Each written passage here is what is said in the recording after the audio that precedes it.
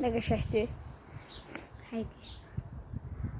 İndi geçsək kanalizasiya tərəfə 100%. Hanı gecə. Gedir. Görək hara gedir tabi. 100% su istəyir. Süper. Yox. Bu da bizim yolumuz. Yerdə yatır. Yuxarı gedir belə.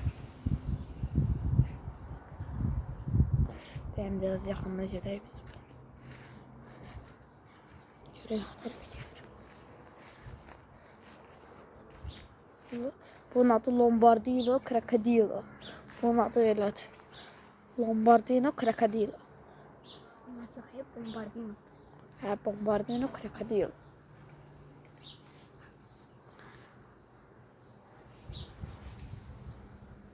Görək hara gedir də. Bunun görə sonu hara gedir.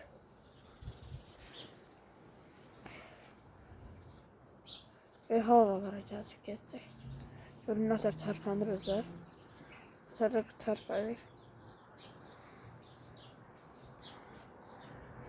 Bu da bizim maşınımız. Bu indi görək ha tərəfə qaçır. Görək biraz yaxınına gedək bu tərəfdən. Lombardini görək hara, Bombardini. Görək hara gedir.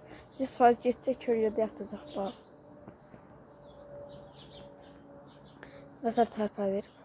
Sinif yoldaşım bu ən balacasını tapmışdı. Balasını. Ben de bunun özünü tapmışam. Yekəsini. Ha. Yerdəkdə yatacaq.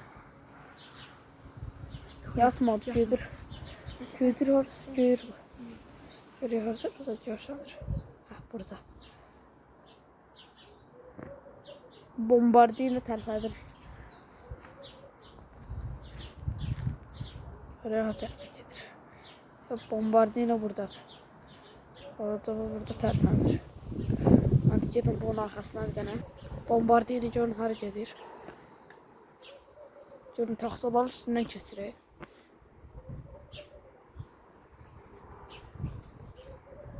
Taxtaların üstündən nətər keçirək. Topuş. Topuş.